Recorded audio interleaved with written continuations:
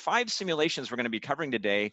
It's interesting when we were putting this together, I was thinking it's interesting that these are mostly multiplayer. And I think that's because of the topic. When you do leadership and teamwork simulations, especially the word teamwork, right? If you're going to do a teamwork simulation, it makes sense that it has kind of a multiplayer component. But interestingly, not all of them are that way. So cyber attack, which is going to be the second simulation we show, which is really a crisis simulation. Really, most of the play is a single player piece, but there's kind of a peer assessment component that happens at the end that ends up being multiplayer. And I'll explain more about that later. And then the simulation that Jim from Advantix is going to share later today, the fundamentals of business leadership, is also a single player simulation. So we're going to be covering all these today.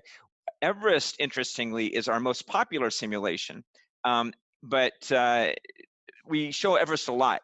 And because it's the most popular, I think what we noticed when participants were signing up today, or signing up in advance of this webinar, that a lot of you use Everest already. So we didn't want to start with that and say, oh, come on, we've seen Everest before, we already played or something like that. So we put it at the end of the webinar today. So that's the format that we're going to go with. So we're going to go through these 5. We're going to go through fairly quickly, kind of 8 to 10 minutes per simulation with some time at the end here for questions. So let's get started. Our first simulation is from the University of Colorado Boulder, and it's a group communication simulation. So this was developed by some people within the public policy and group communication program. But I know my colleague Amrita has sold the simulation. It's been used a lot for corporate use. It's sort of an interesting alternative to Everest that's kind of emerged over time. And the key lessons from this simulation are around group communication, also a really big component around emotional intelligence within the team. Like, how do you communicate and persuade and negotiate? But it's not a traditional negotiation simulation where, you're trying to maximize your win, but you're kind of thinking about it from the perspective of how can I get this group of people together that have very different interests to agree on a solution that's going to benefit us all. So that it's that kind of negotiation, not like a strict type of negotiation that we see with other sims. And then, of course, teamwork is a big component of it. And the way that the teamwork piece plays out in this simulation is that there are different roles assigned to different people. And the idea is you're in this town, this hypothetical, fictitious town of Westmount, which is a Colorado resort town in a way. It has like music festivals and it has skiing and things like that around it. And what you're working on is a plan for fire mitigation. And so you want to figure out what you can do to manage the forest around Westmount. And there's different people with different interests that are dealing with that. So we have, for example, a water authority representative, someone who's a Forest Service district manager, an environmental organization representative, a representative of the local coalition, which represents businesses for that area, and then the mayor of Westmount, who's there as well. So those 5 people are collaborating within the simulation and making decisions about how things advance. Let me go in now to the simulation itself and show you a little bit about how it works. All right, so and this is interesting today too, for those of you who sometimes are maybe sharing simulations with other people and you want to show how to do multiplayer. The way I do it is if you use Chrome, you can have different people that are kind of set up, and there is people option in Chrome that can be really helpful.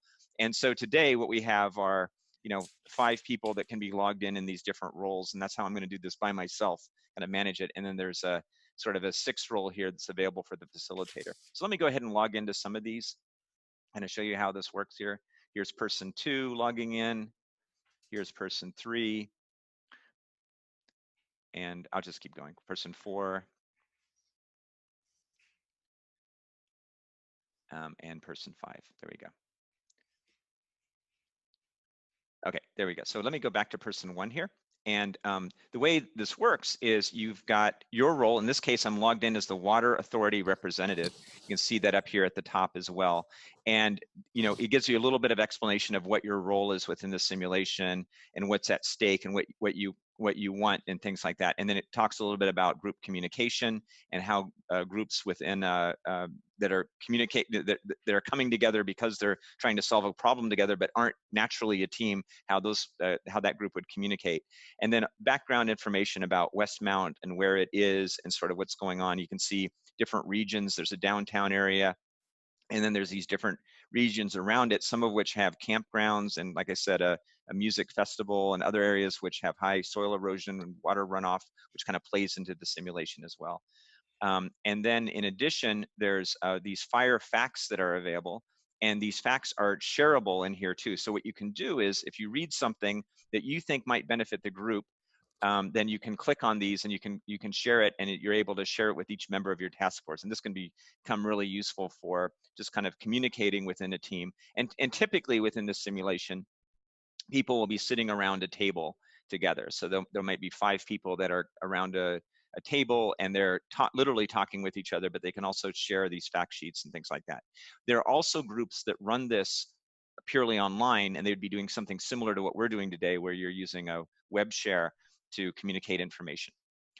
In the Water Authority representative, we have different metrics that are available. So what you can see here are personal metrics for the Water Authority representative. So a big thing that this person is concerned with is the reservoir water safety rating, but also things like the environmental rating and ecosystem impact, how they're perceived in terms of community approval, their relationship with the Water Authority Board, and the forecasted recreation impact, because a big part of that is around the water and things like that. And that's going to vary by role. So if I go over here, for example, to the mayor of Westmount and look at that person's metrics, you can see there's some of them are similar. Community approval matters here, but that federal state relationship matters, the health of the local economy, creating new jobs, tourism attractiveness. So you can see, like in some cases, there might be a little bit of overlap. Like the tourism attractiveness is a big issue for the mayor, and the Water Authority doesn't have exactly tourism attractiveness, but the Water Authority does have forecasted recreation impact,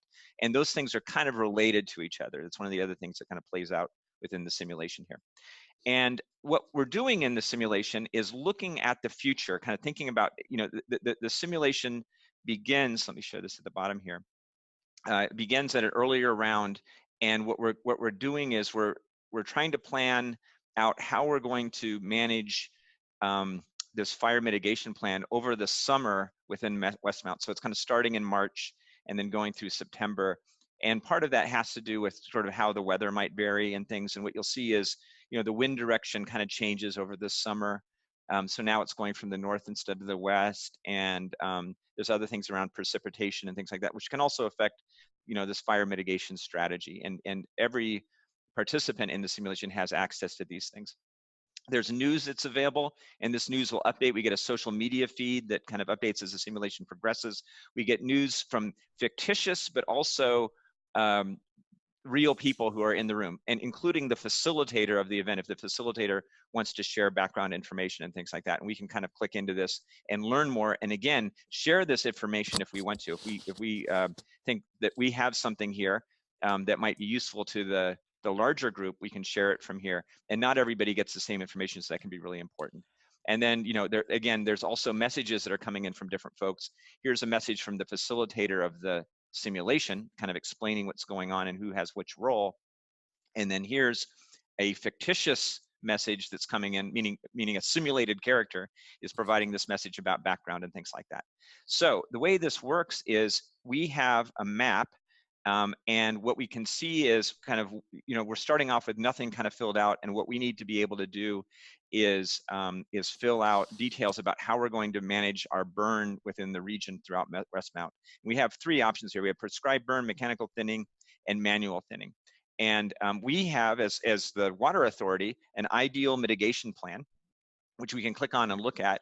And what we'd like to see is a lot of manual thinning and no thinning kind of close to the water, because the water is going to get messed up if there's burning near the water. So that's kind of our perspective on it. And if I go to another role here, let me go to the Forest Service District Manager and go to that person's view. You can see they have a very different perspective, where they'd like to see more prescribed burning and maybe manual thinning. close to the water and things like that. So each person has a slightly different perspective in terms of what they want. And part of the way that the scoring works in the game is to see, how close did you get with the plan that was submitted to your ideal mitigation plan. So let me go back to the Water Authority representative. And what we can do here is go back to the current plan. And when we're ready, what we're allowed to do is become the leader for a particular round. So any one of the 5 people are playing can lead a round, and this goes through 5 rounds within the simulation. So in this case, I'm going to say, and the way this would typically work is the group would discuss it and who wants to take over as leader, and then someone would become leader. But often we see people too just taking charge and taking over, and that's sort of an interesting lesson regarding the leadership and teamwork dynamics here. So I'll go ahead and start it, and then I can begin the meeting here. And so now the meeting's in progress. And what I'm allowed to do then is to kind of choose a particular thing. Like I want to say, okay, I want to look at areas within the first region, and I'm only going to do region 3 initially. So what happens is, as the simulation progresses, you get new regions to deal with. And that's kind of a leveling up strategy that's in this simulation. So the idea is that region 3 is the easiest to deal with. It's not that close to the water. It's not that close to the town. And so all these things are more straightforward. So I can say, I'm going to do a prescribed burn here and here and here and here. And then I'm going to do maybe some mechanical thinning that's a bit closer to the water. I did, mechanical thinning. And then manual thinning, I'll do just for fun. I'll do it out here a little bit. And in each of these things, what would really happen is that there'd be a group discussion, and there'd be sort of a back and forth kind of trading about what should be done and explanation of what your perspectives are and things like that. So even though I'm doing this very quickly today, the way it would work in a real simulation, this would take quite a long time to kind of figure out within the team and things like that. And then as I update this as the meeting leader, if I go to another player, let's go back to this person here, what you can see is that person, this is the environmental organization representative, sees the update. Now, I can't, since the other person is leading, I'm not able to control this, but I can see kind of what they're doing, and I can try to persuade her or him about what's going on. And there are also these different map layers that we can see too. So if we want to look at just particular layouts, that can kind of help us kind of figure out what's happening within each round and things like that. So, and then from round to round, what will happen is there'll be different players that usually take over. So it's not usually the same person that takes over each time. Notice here too, we have a timer, and the timer is counting up, not down. So if you're familiar with some of our simulations, a lot of times we have a countdown timer, kind of limits the amount of time here. But what we're really doing is saying more like, how much time are you spending for each of these rounds? And that's something that a facilitator can use kind of in a discussion point when the simulation is being debriefed. All right. So I'm going to go back. That's about all the time I have for sharing this one today. I just want to wrap it up with a little bit around how this gets used and the timing and things like that. Typically for this simulation, there's an introduction of 15 to 20 minutes where a facilitator would introduce the sim. Then learners prepare by reading their roles and reading this other information that's available. Then there's a play of the simulation that lasts anywhere from 90 to 180 minutes. Unlike some of the other simulations that we're going to be sharing with you today, this one really works well in a kind of a semi-asynchronous mode. And what I mean by that is it can advance kind of day by day or week by week. So it doesn't have to be done in a single workshop. Like, if you're familiar with Everest, that's really designed to run in a single workshop. You play it all at once and it's over. Whereas this one, what you can do is kind of advance round by round, and the facilitator advances the sim and then does the debrief at the end. So this simulation takes a bit longer, takes 3 to 5 hours to play. But what really happens in that is that can be divided up into, like 1 hour long sessions once a week, and also kind of coordinated by maybe the team that's playing it. So just last thing to share here on this one, if I go to the facilitator page, which I think is here, let me log in. What you can see here, there's a button here for advancing the sim. So here's our hypothetical group of users that we've been working on today. And I can reset the leader if sometimes what happens, the wrong leader accidentally, the wrong person accidentally presses let's start, and we can reset it if we want. And then, what will happen is when we're ready, we can advance around. And this is what kind of permits us to run this over a longer period of time. All right, moving on to our next sim, we have the Harvard Business School cyber attack. So changed our view of the University of Colorado and the mountains and things now to Cambridge, Mass, I think, with the crew team on the Charles River down there. So we're going to continue on. And, this sim, I wish had almost a different name. I really liked this simulation. And I think a problem has been with it that people think, oh, it's IT leader cybersecurity, so therefore it's only for IT professionals. And it's really not. This simulation is easy to play if you know nothing about IT. And it's really around a crisis and how do you deal with a crisis?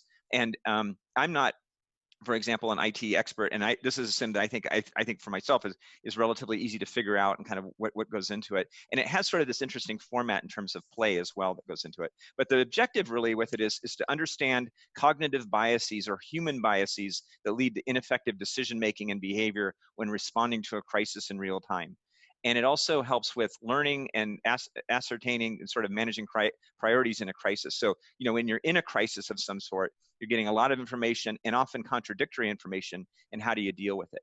And then within the simulation, you practice collaboration and decision making, and you kind of figure out, like, you got to diagnose what the problem is and then respond. And part of it too is figuring out, diagnose before responding, don't respond and then diagnose, right? So this is another piece that comes out of it. And then also this communication component, which is around how do you communicate to your boss? How do you communicate to your constituents, which might be customers or investors or what have you? And also, how do you communicate to your own team, during and then after the crisis? So those are the key pieces of it.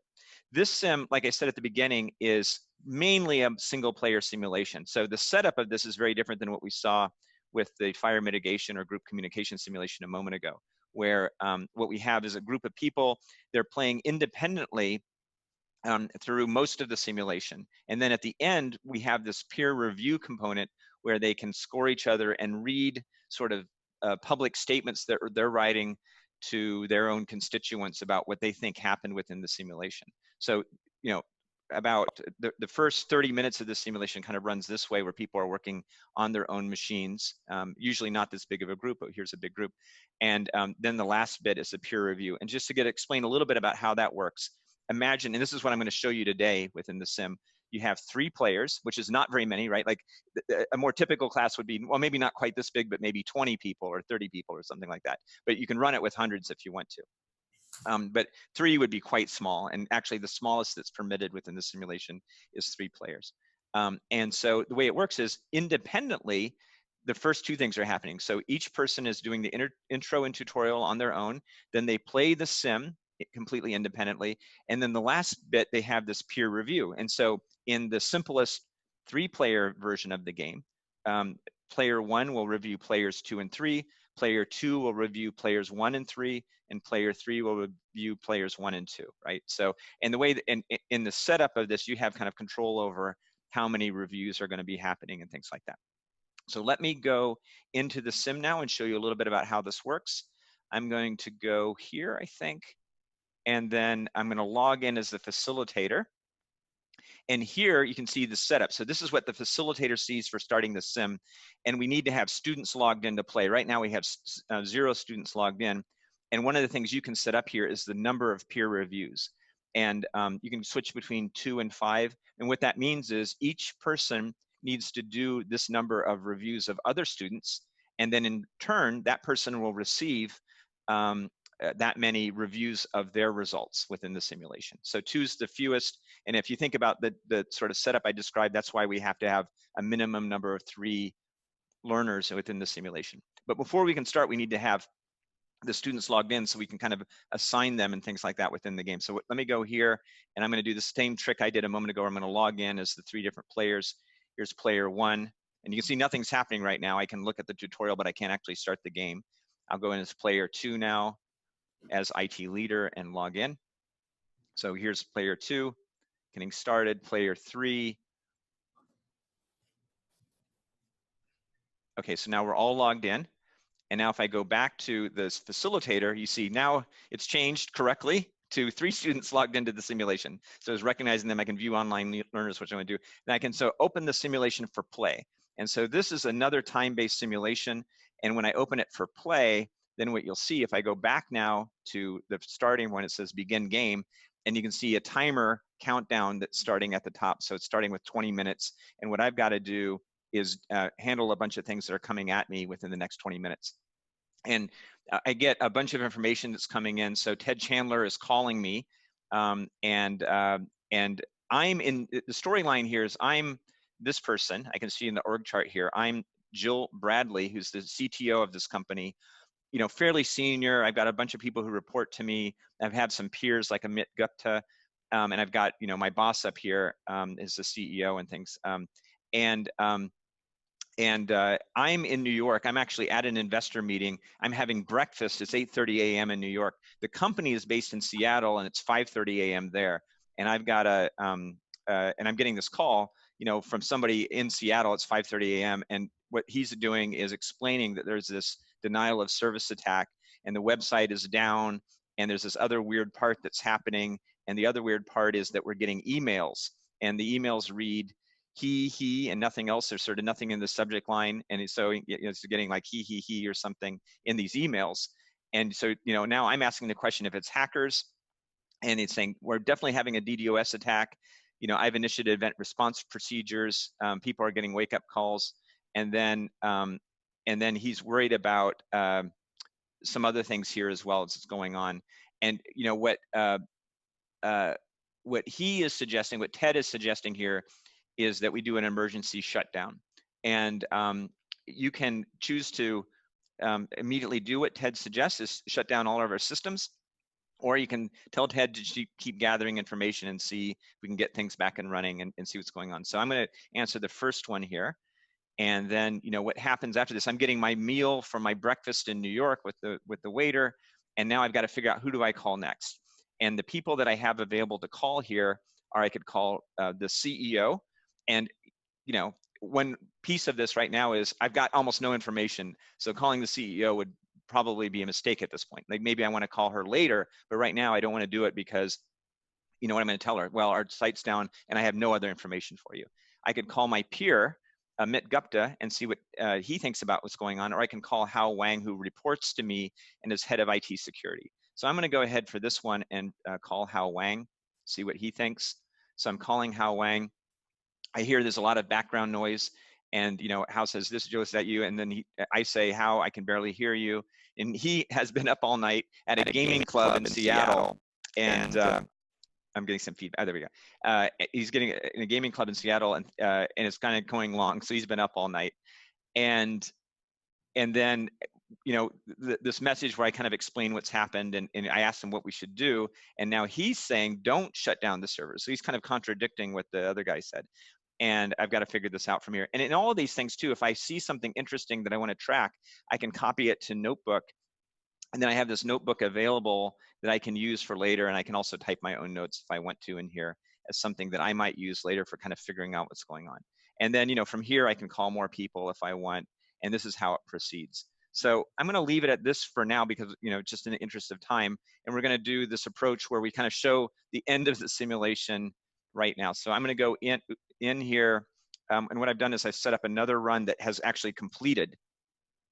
And so now we're as if 20 minutes has fully passed, and I'm asked to kind of, based on what I've learned, figure out how I would respond to what I think is happening. So I have 2 survey questions that I got to answer, and one is around, do I think there were intruders or a data breach? And what do I think happened? I'm going to say I'm confident that we're intruders, but I don't think there was a data breach. And then I've got to figure out what I'm going to do in response to that. So what do I recommend that we do from here? And I'll submit the survey, and I'll say something like, I am confident that there were no intruders, but no, there were intruders, pardon me, but no data breach. And this is not a particularly good thing to say. This is like, what I really want to do is write more of a response, like a public facing response about how I would deal with this issue. And then I can go ahead and submit this statement. And the next step is an analyst meeting. And what happens now is we kind of change roles and we review our peers here. So if I go in and now log in as the facilitator again here, what I can do is I can advance it to this peer review bit. And now all the users will, oops. Oh, I don't have everybody else logged in here. Let me do this quickly. I know I'm kind of taking too long here. All right. So there's player 2 in the second run and player 3 in the second run. That makes sense. All right, go back here. And now I should be able to advance the peer review. So I advance users to the peer review. And if I go now in as player 3, I go to the analyst meeting, and what I get are the statements from the other students, right, or the other learners. And here is one that we kind of pre-created. I'm seeing statement reviews 1 and 2, and I can say, how do I feel about this comment? Was this a good comment or not? And how do I rate this? And I can also write a comment back to this particular student or learner if I want to, and then submit it. Then I have the second one from this, and then like I said, what I'll get in return for this then are my results coming from the other learners who are evaluating what I've written. And then after this, what will happen is that peer review piece, or the debrief piece of this. So the key things here that we're learning around is like, how do you experience this panic that happens, and also getting different feedback from different people and kind of trying to diagnose what happens. And other distractions that happen within the game as well. You have people who are ranting to you as you play through in the 20 minutes. You also get advice about blame, which is kind of not on target for what you need to do. And other people who suggest things that maybe it's not a hacker problem and so forth. And you've got to sort through all that to figure out what to do here.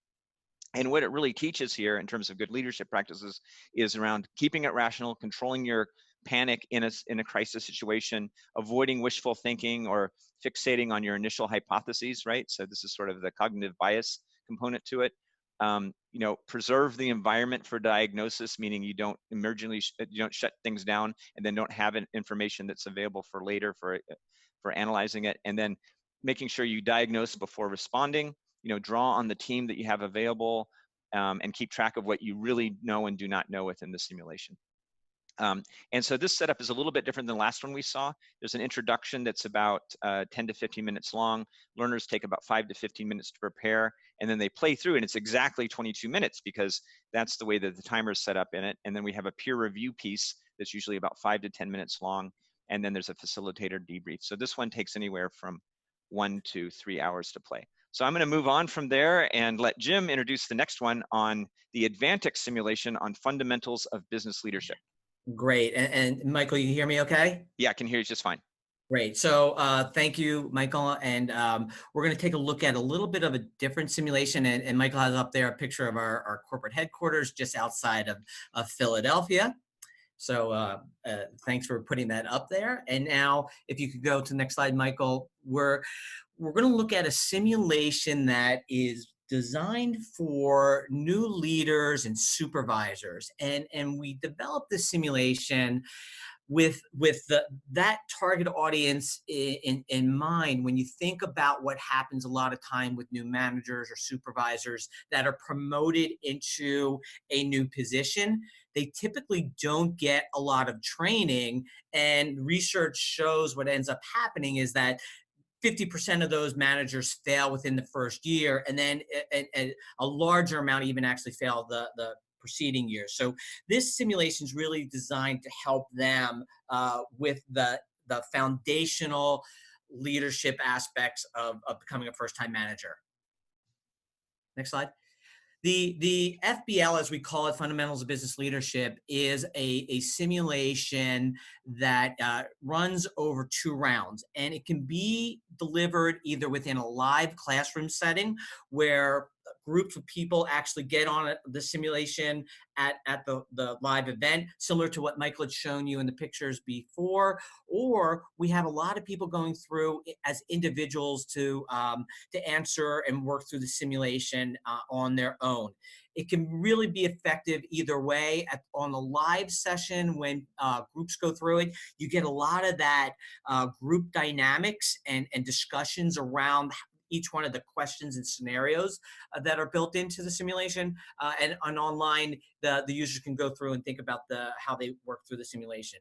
The core of the simulation is really around those fundamentals skills, the goal setting. How do I deal with different personality styles? How do I really coach from a performance coaching standpoint? How do I provide feedback and so on down the line in terms of the skills that this simulation is really focused in on? Next slide. So how this simulation plays out, and it's sort of similar to the two that Michael talked about before, where in this particular simulation, the group or the individual is taking on the life of a new manager, and they're faced with managing a new team of people. Each person on that team has a diverse set of personalities, and that's really important within the simulation and within a new manager role, is in terms of how you lead and how you coach and how you manage those different personality styles. And as they take on this role, they're going to walk through and weave through different scenarios and situations. This simulation is what we call a decision tree simulation. And underneath it, there is a systems dynamic model that collects the scores and evaluates the learners on different competencies that we have built into it. And then really at the end of the round, you get both quantitative and qualitative feedback. You get how well you did on the competencies, and then feedback in terms of some suggestions and thoughts and tips to move forward. So now let's just take a look at the simulation.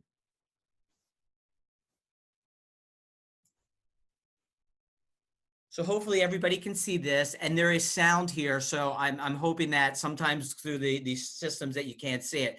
So you're put into the situation. It's Friday afternoon, and you're walking down the hallway, and you hear a loud voice coming from a conference room. Do you have this conference room scheduled? Do you really think you could just come in here without reserving it? Ellen? I booked this conference room 2 weeks ago. I bet you were about to tell me that you're on a call with a customer. Well, actually... Theo? Sounds like you have an issue there. How about if you call me back when you find a conference room? So here we have these two characters who report to you, who are on your team, that are in a situation and they're having a conflict. And now it's up to you to figure out what the right process is and then how to deal with this conflict. We will give a little bit more of a history around each one of the characters. Ellen's one of your best workers, but she's typically confrontational with some of her coworkers, so she can be really difficult to deal with. And Theo is sort of a quiet person who just does a great job, and you want to keep them motivated and built into the team. So the first thing that you're faced with is, how do you want to really go about doing this? And I won't read through the different questions, but based upon the responses, it's going to then take off into a different situation. Here, you want to really be looking at the conflict and how to manage it. And so, is waiting the best way to do it? Is catching Ellen right before it leaves? How do you want to really set the process? And I'll just say wait until Monday. I don't know if that's really the best way, but we'll see how the simulation plays out. So based upon that response, I just get an email from my boss, Brianna, that said, I heard that there was an incident between two members of your team. I urge you to give feedback on the right way, right away, while it's fresh in everyone's mind. So I actually just went down the wrong path in terms of waiting until Monday. Best practices looks at, let's nip this right now and give them feedback right away. You're preparing for feedback conversation with Ellen today. Your key goals in speaking with her are to say you are concerned about the situation you witnessed in the conference room. Describe the behavior you observed and heard. Share the impact of these behaviors on the customer, Theo, and the team. Help her consider next steps and alternative behaviors in the future. Now, one of the things that we do here is we have this coach who's going to come in throughout the simulation and give you feedback and guidelines and tips in terms of how to actually have that feedback. So this coach has now outlined what the best way to do and look at a situation. And we're kind of walking through. Now we're going to hear two people in the hallway. So you're living this story as the character within the simulation. Did you hear what happened to Theo? He was in a meeting room speaking with a client when Ellen walked in and totally let him have it. And the customer heard it? Yes, they asked Theo to call him back after he resolved. So we get the idea in terms of water cooler and issues and gathering information as you go through. And I'm just going to work through real quickly for the sake of time to answer some of the questions. So how do we give feedback to Ellen? And then she's going to respond. What happened with Theo in the conference room? What? I'm going to jump ahead till we get some feedback. Okay, I'm ready. So Ellen's becoming closed-minded because I'm answering wrong. Are you serious? Now she's becoming angry. You decide to rephrase your feedback. You say to Ellen, We get some feedback, and then we get, at the end of the round, we get to review the round and the score and the feedback. So we walk through and we get the scores of the round and how everyone is doing. So that in essence is the simulation. Again, it's a simulation that helps really kind of live the life of a new manager, dealing with really difficult situations, learning how to structure processes and systems in terms of feedback and coaching and performance management. And it's a great way to then link back to the competencies that you need as an organization or as a manager to drive that change in behaviors and build the skills that they need for new managers. So in that case, I'll stop sharing and turn it over to Michael to take a look at the next sim. Thanks a lot, Jim. That was great. That was really interesting. So, all right, we're going to just keep moving through this. And then, like I said, we'll answer questions at the end. But our next simulation is another simulation that Forio developed with Harvard Business School called Leveraging Networks, and has a very different kind of topic on it than the first three here. So I'm going to go through that. And this simulation is really about how networks work and how you can have this sort of culture of reciprocity, pardon me, for managing your network. So the idea is that you're a member of a network, and what matters is who you're connected to and whether the people you're connected to are connected among themselves, but you don't know these kind of downstream or other connections that are outside of the people you're directly connected to. And your goal is to get resources as quickly as possible. So you have some basic network information, and there's some kind of abstracted resources that you need to gather for throughout your network.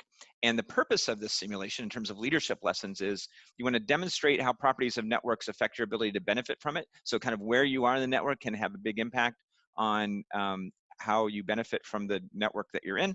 And then also what we're trying to do is change this perception of networking, which is often seen as kind of superficial and selfish and opportunistic and so on, to thinking about really there's an opportunity for collaboration, and there's things that you are going to be able to do to essentially kind of help a community, and that community would be able to in turn help you. So kind of thinking about networking from that perspective. Within the sim, there's a set of rules that are here, and the main goal, and this is a simulation that plays fairly quickly actually, is you have resources that you need to get quickly as possible, and they're very explicit about what you need to get. And what you need to do is you reach out to other people within your network to gather those resources, and you're only allowed to communicate with people that you're directly tied to. So you can't connect to other people and you can't communicate outside the sim. So you communicate through the simulation. In some cases it might not be best to share information with others. In other cases it might be, that's a decision that you have to make as you play the game. And once you have the resources you need to lock those resources in and record your finishing time. And then after you finish, you might continue to play to help other people. So it's not about, hey, after I've gotten what I need, I can just opt out and stop playing, or do I continue to try to assist others in it? And there's different styles of networks. I think there's three different person networks in the simulation. But what happens is, imagine a group of, I don't know, again, 20 or 30 people in a workshop. What happens in this one is they do not sit around a table together. What they're doing instead is they're kind of they're not communicating directly with each other. They're only communicating through the simulation, because we don't want people to have like this direct communication experience. Instead, it's not clear who these other people are that are in the rooms, because we want them to kind of limit the amount of communication that can happen within the room here. And we can see here in this network that has been set up, and all of these different networks that you can create kind of look like this, where there's one person who's kind of in the middle of things. It looks pretty good. Like here, it's person 5, right? So person 5 is connected to 4 different people, and that not only is he or she connected to 4 different people here, but the people that this person's connected to are also pretty well connected. And kind of the worst place to be in this particular simulation or game or network is person 1, who's only connected to person 3 and has to kind of work through person 3 to gather the sort of resources that they need in order to be successful in the game. So let's go ahead and take a look at this simulation. And I'm going to start here by showing, again, the facilitator pages. So you can see kind of what that looks like when it's set up. I've got my team of 7 that's set up and ready to run, so we can keep this moving. I'm going to open the simulation for play and then begin the run. So the timer has now started and the simulation is running. And if I go in as person 2, I can see where we are with it. It gives a little bit of explanation of what resources are available. And what you can see here is, oh, this is, it arbitrarily assigns people. And the problem is I didn't know where I was. I picked the absolute worst position. This is a tough one because my only person in my network is person 3, and I need DDG. Let me go to somebody else because see if I get it, if this is a better position for me here. Let's see here.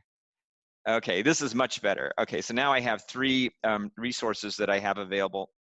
That I'm going to be able to work with, and I have these people that I can get stuff. I have these resources available, E, E, and F, and I need B, C, and G. So what I might do is write to each of these people here, and I say, you know, I need B, C, G, and I have E, E, F. So that's what I'm going to communicate to people right away here, and I might just repeat that, you know, for each of these players here. So I'll go ahead and write a message here. And, you know, not everybody communicates this way. I'm just doing this in the sense of being, of moving this along a little bit, but you get a little bit, you know, you can also write other things and kind of talk about, you know, talk to different people within this network here. So let me see if I can find another person who's in kind of a similar state that maybe communicates with me. Okay, I got lucky here that person 6 is in this network, and I have FDD, and I need AEG. So I'm going to write back to this person, and I can say, you know, I will provide you with F. Can you send me E? Also, I need A, and G, or something like that. So what I'm going to do then is drag this in. So now this person gets F, and I send this along, and I kind of assembling it from here. And then if I go back, I think it was this person, is that right? Yeah. So now I got a message coming in where I get, you know, what's happened here, and I have now gathered this piece of it here, and I can reply and thank him for this piece and so on. And so that's kind of how the simulation progresses from period to period. And in the sim, what's interesting about it is it doesn't typically, you don't get to the end in all cases. Like not everybody gets all the resources. Like it's usually 1, 2, or 3 people that will kind of get to it, and the facilitator can decide then when they want to end the game. So, you know, I might say I'm going to end the run here. It would be obviously too early now because not everybody has been able to provide everything. But I think it's sort of an indication that you know that only some of the people have gotten what they need from the sim. And this one plays pretty fast. You know, it's meant to be kind of a more abstracted game, but kind of teaching this idea of reciprocity. And one of the things I think is interesting in it is there's very little time for learners to prepare. Like this is set up where you do an introduction and then you're thrown into the simulation. So you get a basic understanding of what's, you know, of how it works and things from the facilitator introduction. And the simulation play happens very rapidly. The actual amount of time that it takes to play is under the control of the facilitator, so the facilitator can stop play if they want to, and then there's you know, time for facilitator debrief. So a typical run of this simulation would be about an hour. Okay, our last simulation today is one that's quite popular, and it is Everest. I'm going to, and we have other webinars that are available on Everest. If you're interested in learning more about this, if you want to see, hey, I want to see a full, you know, 1-hour discussion around Everest, we can provide that to you. But for today, we just want to do enough just to kind of make you familiar with how it works. And this is a multiplayer simulation as well. And the idea is that you're climbing Everest with a team, and what you need to do is communicate effectively with your team and resolve challenges that you might be having as you're climbing the mountain. And there are 5 roles in this simulation. You have a leader who's an experienced mountaineer. You have a physician who has a medical kit, and that physician can provide medical supplies to other climbers, but only if they're in the same place on the mountain as the physician. there's a photographer who wants to take pictures. There's a marathon runner who has limited experience but is in great shape, and there's an environmentalist who wants to deal with, there's these oxygen. I don't know if there's been a lot of news on Everest, especially this past summer, around these oxygen tanks that are cluttering the mountain, and this environmentalist wants to kind of clean those up. So that's another piece of it. And the idea is, and this is a picture of sort of the actual climb. There's actually two approaches to Everest, and I think this is the south face approach, and where you start at base camp, which is already quite high. You're already at 17,700 feet. And for those of you who might be in outside the US who are calling in, this simulation can be adjusted to use metric as well. And so, actually, this sim is in multiple languages too. Is that right, Amrita? I think it's in Chinese, Japanese, Spanish, and Portuguese. Okay, so those four in addition to English. So if that may be useful to some of you as well here. But in any case, you start at 17,000 feet, and then you climb day by day to each of these camps. So camp 1, 2, 3, 4, and then the summit. The simulation, and so there's 5 steps to get to the summit. The simulation lasts for 6 days, and what that implies is that you have time within the game to stop at one camp for an extra day if you want, and still reach the summit. And the assumption is when you've finished the 6 rounds in the simulation or the 6 days, that wherever you are at that point, the team, the climbing team, descends back down the mountain to base camp. So, you have each day you choose a decision around whether or not you're going to advance. And another thing that's really interesting is that, as is true in real life, that climbing Everest is dangerous, and usually not everyone makes the summit. So what will happen is often your health will deteriorate, and sometimes it deteriorates to the point where you can no longer climb. And in this simulation, fortunately, no one dies. What will happen instead is there will be a high altitude helicopter that comes up and rescues you and brings you back down to base camp. And if that happens, then you can still communicate with your team and continue to help your team from there forward. So let's take a look at what this simulation looks like. And I'm going to go to person 3 in Everest here. So I'm going to log in. And the way that we've set this up for today is we've got it kind of mid-game already, just to kind of move it along for today. So we see, welcome to the Leadership and Teamwork Simulation Everest. There's a video. This video is actually really excellent. There's a guy in it who has climbed up. There he is, James Clark. I had him a second ago. Anyway, he talks about his experience of climbing, and it really sets the mood for this simulation. When I've facilitated this particular simulation, the last thing I do before completing the introduction, or before they start playing the simulation, is to run that 8-minute video, and it really kind of sets the mood for kind of what's going on. There's a tutorial that's built into the simulation, as you can see here. Oh, I'm in the position right now. Okay, that's fine. But you can see what's happened kind of mid-game in this one is the leader, physician, and marathon runner are at camp 3, and the photographer, environmentalist are at camp 2. The physician now, as I was mentioning before, if we want to, we can provide something like acetazolamide tablets, which are high altitude sickness tablets, to the people who are near me, right? And I can also provide them to myself if I want to. And then I can also choose what I want to do. Do I want to stay at the current camp? Do I want to ascend? And then for each day, there's different information that's available around what's going on. And in this one, what's happening is there's some weather issues that are occurring, and I've got to make a decision around how I want to deal with that. And it doesn't make sense to continue to climb. And the way that you determine this really is by communicating with your 4 other team members. And sort of the secret to this game, which I'll reveal for this webinar today, since I assume most of the people here are facilitators, is that each player has unique information. They also have common information that's the same among all the players. And that unique information needs to be shared and sort of, put together in kind of a puzzle in order to solve the problem of whether or not to ascend. So there's these 3 challenges that occur, and there's also other information around sort of conflicting goals and things like that happen. And sharing information effectively results in good outcomes within the simulation. So let me see if I can quickly find the leader. Let's see here. These roles.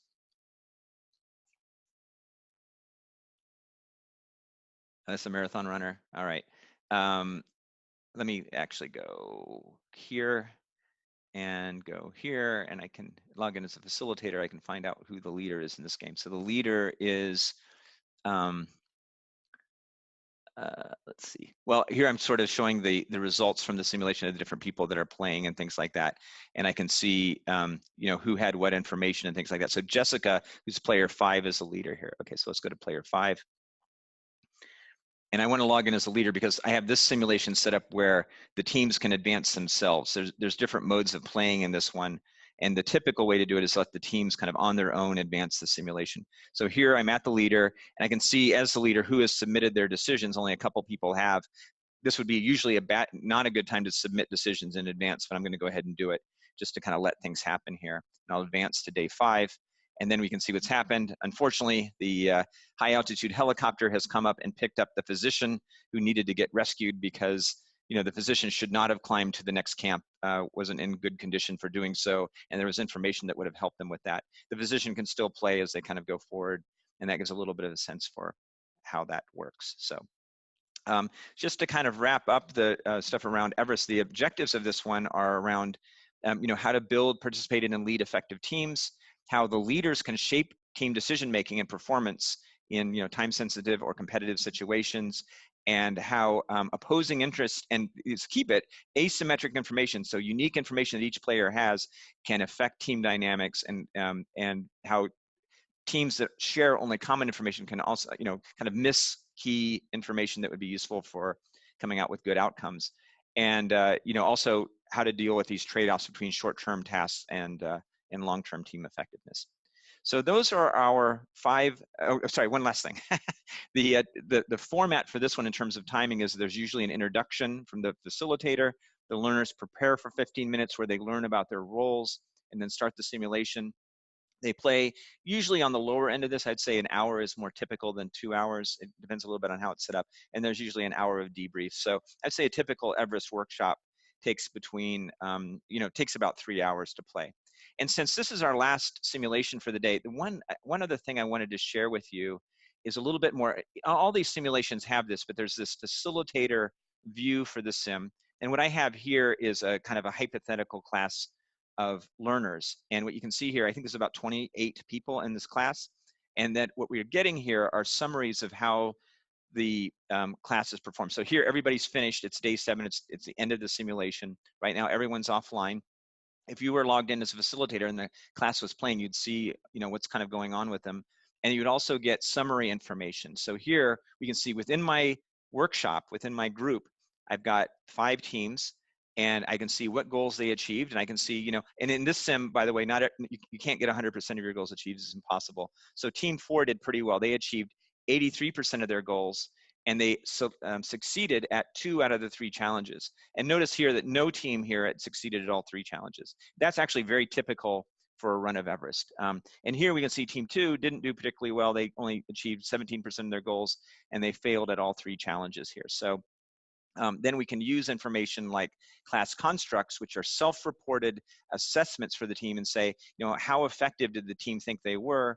You know, was there a level of psychological safety within the teams and things like that? So team 4 that did the best, is that right? Yeah, team 4 that did the best had a reasonable level of psychological safety, but not the highest, whereas team 2 had a relatively lower, but not the lowest level of psychological safety. And you can also look at things like, did people think the process was fair and things like that? And also kind of look at, you know, challenge details about what happened and why teams succeeded or failed at specific challenges. So my point here is that for all of these simulations, there's facilitator views that are available that kind of summarize outcomes and help with the debrief of the simulation. All right, so the 5 simulations we talked about today were this group communication or fire mitigation simulation with multiplayer, the cyber attack simulation, which had single player up to the point where you were assessing your peers and then became kind of a multiplayer in the peer assessment. The fundamentals of business leadership with my colleague Jim shared today, which is a single player simulation. The fast playing leverage networks, which is all about networking. And then Everest is the last one we shared. So I want to just point out that there are multiple resources that are available for each of these simulations. There's teaching notes, trial versions. There's debrief slides that are available for facilitators. There are author videos that are available that kind of show how the people who built these simulations run them. And then there are various webinar recordings, as I mentioned as well. And if you're interested in learning more or using some of these in your own workshops, you can contact my colleague, Amrita, who's here. at this email address, and we'll send that out to you after this webinar is over as well. But we have, I think, 5 minutes left for questions. And Amrita, do we have any questions from the group today? Yes. So the first question is, can you conduct a sim with individuals in different locations, potentially in different continents at the same time, and then conduct a Michael, I'm not hearing Amarita. Yeah. I'm just Oh. listening to her first, and then I'll Okay. get in. So what Okay. she's saying is that, and I'll take the first part first. I didn't hear the second part there. But can you conduct a? So the question from the audience is, can you conduct a seminar or a workshop that runs with different people in different locations, possibly different continents when they're playing together, instead of running in a room? And it varies a little bit by simulation, like what we described here today. Let me go back to the Sims. Um, uh, it's really easy to do with single player simulations, but actually it can also be done for multiplayer. And, just to take one example, Everest, for example, we've seen run with groups in on different continents running together. And there's really two approaches that we've seen that work with that. One is what we call semi-asynchronous runs, where you say, okay, we're going to run the simulation, and everybody's going to, the semi-asynchronous means the group of 5 gets together on their own, but in the same, within the same time, and they're meeting and running the sim, and then other people run independently, say during the course of a week, depending on what time zone they're in and things like that. And then there's a facilitator that debriefs it, and often will record that debrief and then share it back with the team so they can run it asynchronously. So if you have, a debrief session that's happening at 3 a.m. for someone or some group, that they can go back and listen to it later on. So that's a successful way of doing it. You can also have the teams themselves be on different countries or continents or what have you. I think the key to that really, though, is finding a time zone that's going to work for everyone. So what we tried to look is from north to south hemispheres instead of east to west hemispheres or something, for setting up those teams, and try to get people kind of reasonably well aligned so that they can call in. And the way they would do that, say with Everest or the group communication simulation or others, would be where they're within that same time zone for running that out. And then some of these simulations don't need that, like Jim's Fundamentals of Business Leadership is just a single player simulation. And Rita, was there a second part to that question, or was that it? it was about the facilitation. You could facilitate it remotely. Yeah, so the question was around facilitation, and could you facilitate remotely? And yes, you can. So you could run it like a webinar like we are today for the facilitation. And I'd say a good way to do that would be to record it. If the time zones are really far apart, record it and then share it and then get feedback that way. So like what we've done when we've run those that way is we'll say, hey, this is going to be live. You can ask questions during the event, but you can watch it later, and then you can submit questions to us and we'll respond there. It's not quite as good as an in-person facilitation, but I think it works quite well, actually. Any other questions, Amrita? Yeah. Do you have any sims like these with underlying Excel models available that we can use as a Okay, so that's interesting. So someone is asking, are there ways of, I think, building simulations like these ourselves with an Excel model? We do have some examples of multiplayer simulations that use Excel, and we have a webinar that we did, I think this spring, Amrita, that was on multiplayer with Excel, and we can send you, for anyone who's interested, or specifically that person, we can send you a link to that Epicenter multiplayer Excel webinar so you can learn how to put these together. All right, I think we still have time for questions. And Jim, let me know too if you want to jump in on any of these too. I think so far they've been kind of, yeah, No, thanks, man. you're, All right. you're good. Amrita, anything else? can this be integrated with their LMS systems? So a question here around, can they be integrated with LMS systems? And Jim, I'll let you answer this one. Yep. Oh, thanks. So from the standpoint of fundamentals of business leadership, yes, it is actually a SCORM compliant system that we can zip it up and allow our clients to actually put it up on their LMS systems. And as far as the Forio sims, I'm assuming that they can be integrated either using an iframe or embedded right into the LMS systems as well. Yeah, that's correct. And I think most of the time for the Forio simulations that are here, they're not run directly within the LMS, but it's certainly possible to do so with a little bit of integration effort. Or again, through some sort of single source sign-on would also work. Yeah, exactly. Yeah, that's right. Thanks. Amrita, anything else? What are the key requirements to run these simulations? What are the key requirements for running the simulation? Okay, good question. And this will be our last question for the day. I know we're at the top of the hour right now, the key requirements are a browser. Most of them run, well, all of them run on a desktop browser or a laptop browser. Many of them will also run on even smartphones if you want. So it's really flexible with that, and they're also flexible with respect to which browser you use. I'd say modern web browsers are required, meaning you cannot use IE 11 or before. It has to be like Edge, Chrome, Firefox, Safari. I think that's it. For these simulations here, and then an internet connection. And there's no special plugins or anything like that that's required for it. So that's really all the requirements that are there. It sounds like there might be additional questions, and I know we're out of time and I want to end on time today. So we will answer those questions and we'll just respond after the webinar is over. Thank you for your time today. And we'll be sure also to send you links to this webinar in case you want to share it with your colleagues. Thanks a lot, Jim.